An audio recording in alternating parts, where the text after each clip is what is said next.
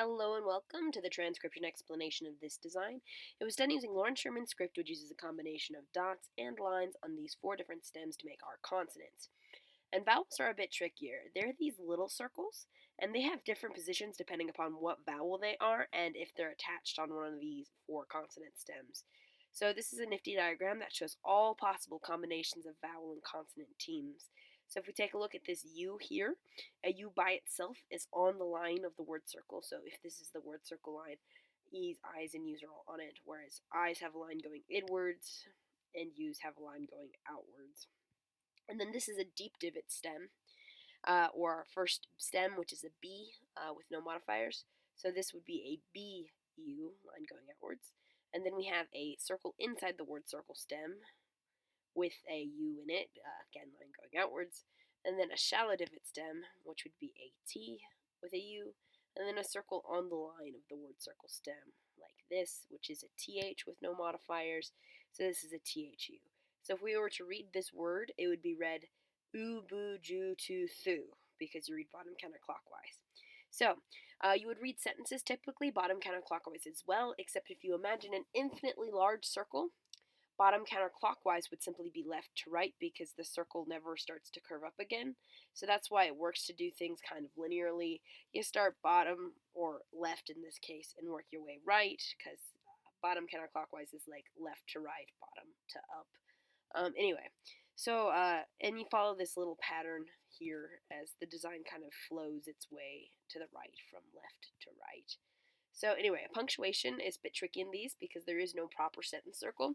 So I stuck in little sentence circle lines here and around here and around here to put punctuation on. So punctuation is on those lines, and we'll get to those when we get to those. Anyway, let's start with our first word. Here's the bottom of the word circle. Here's our first letter. It is a circle inside the word circle, and it's got 1, 2, 3 dots on it. So that would be an L. And dots in this case are always filled in, and vowels are always open in the middle. So L, O, because it's like a beat on a string. So like that. So L-O, continuing around here, we have a shallow divot, so we're in this row, and it's got one line on it right here. So that would be a V, continuing all the way around until we get to this last vowel, and it is an E because it's on the line of that word circle. Oh, and I tend to erase the lines behind vowels for especially tattoos, where a line passing through behind it can make it look kind of filled in for like some of these smaller ones.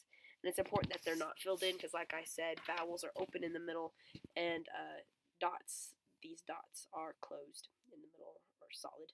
So L-O-V-E, love. Oh, and also on a consonant vowel team, you read the consonant first and then the vowel always. So yeah. Here's our next word, bottom of the word circle. It's a little circle, so it's a vowel. It's got a line going towards the middle, so that would be an I.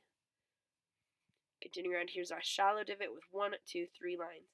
And these lines, they can curve, they can be straight, doesn't matter. What matters is that they end on that stem. So even though this looks like it's a circle, it's just a line that ends here and here. So that would be an S because of that ending there, there, and there. So is. And then we have this word, bottom of the word circle. Here we have a circle inside the word circle, so we're in this row. And there's an O on this vowel, vowel of an O on this consonant, sorry. But again, consonant first in the vowel.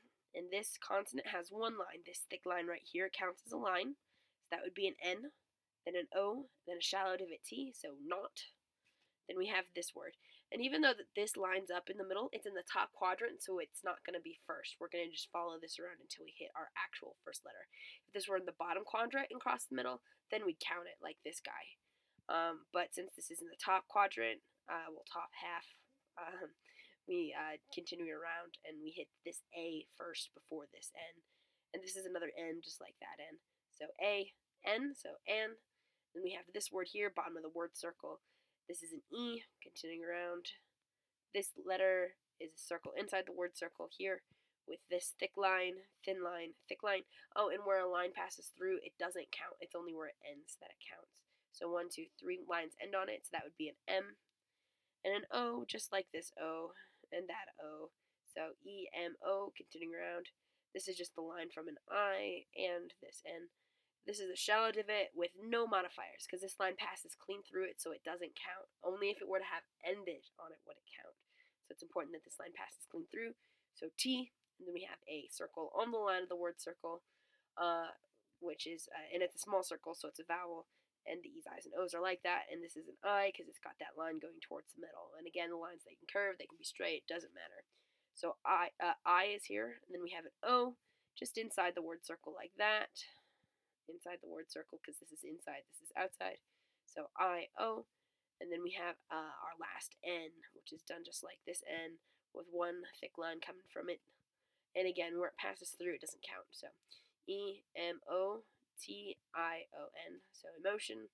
And then we have this sentence circle line, and it has a single filled in dot, which is a comma. So there's the comma kind of at the end of this phrase between this word and this word, which is why I have it going around this circle. But anyway, here we have our next like little sentence chunk, and this little like sentence circle kind of going around it is where the apostrophe goes to.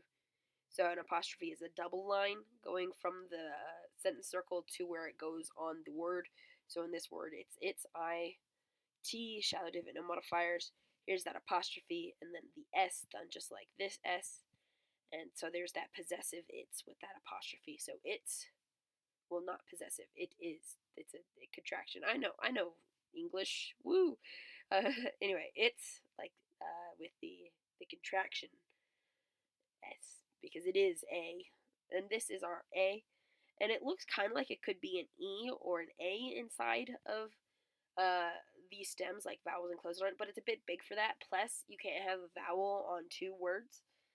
Plus, it's got this little vowel right here, which is the actual A on the word circle of the word Excuse me.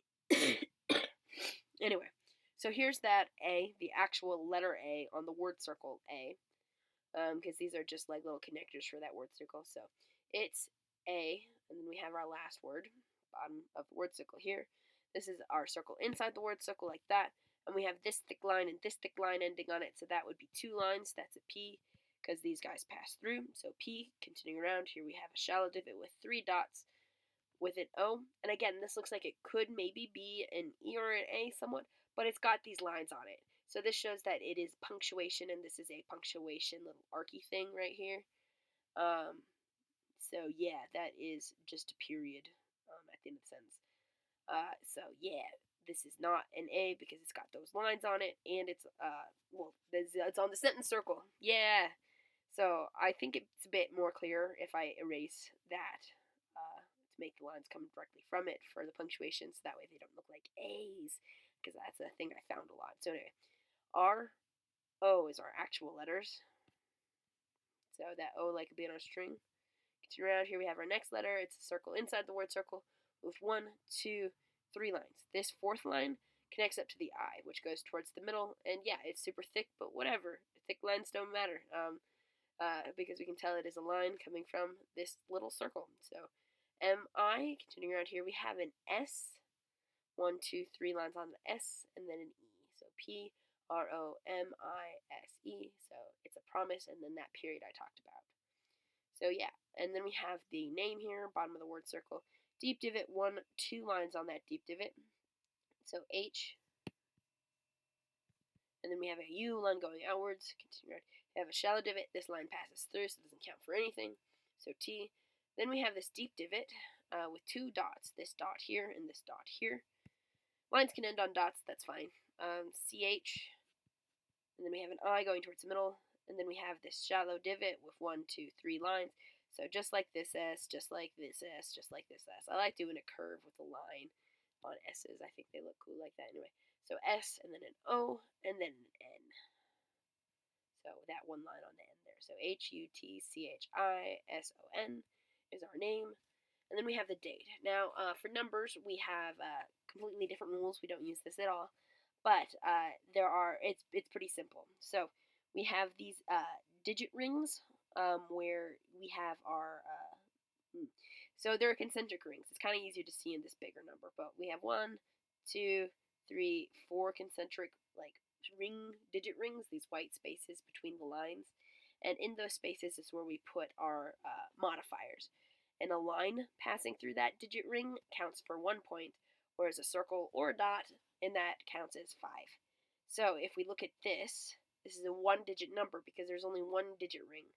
So we read outwards to inwards. So this 1-digit ring is 1, 2, 3 plus 5, so 5, 6, 7, 8. So if we count up 5, because this counts as 5, 6, 7, 8, this digit is 8, and it's just 1 digit, so it's just the number 8. So 8, and then this is like a period or a decimal point.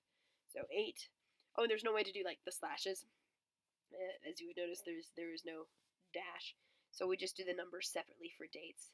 Anyway, so 8, and then we have this number. We have this digit ring right here. And passing through it, there is one line. So that would be 1 in the tens place. Then in the ones place, there's a 5, 6, 7. So 1, 7. So 17 is this number. And then we have this last number. So we have 1, 2, 3, 4-digit rings. So this is going to be the ones, this is going to be the tens, this is going to be the hundreds, this is going to be the thousands. So in the thousands place, we have 2. Then in the hundreds place, we have nothing, so that's a 0. And in the tens place, we have 2. And in the ones place, we have 1. So 2021 or 2021. So yeah, those are them. Woo! So yeah, the digit ring, the decimal point is noticeably thicker, so that's important that this is thicker than the other guys. Otherwise, line thickness in this design does not matter at all whatsoever. It's just artistic and it looks cool, I think, to have some thick lines and some thin lines. As far as line thickness goes, I used a variety of line widths. This was done at a scale of 5.5 inches across from here to here, and if it's scaled like this, this typical line is done at 1 millimeter. So these ones are all 1 millimeter thick, and these thin ones are 0.7 millimeters thick, which is what I like to do for the minimum line thicknesses, which is the width of a typical pencil lead, like the mechanical pencil. And it's pretty good for tattoos, and I like to keep a millimeter space between everything, so when it bleeds and like the size of everything doubles, it's not a complete smudge. And then these thick lines are 2 millimeters thick, and these medium thick lines are 1.5 millimeters thick.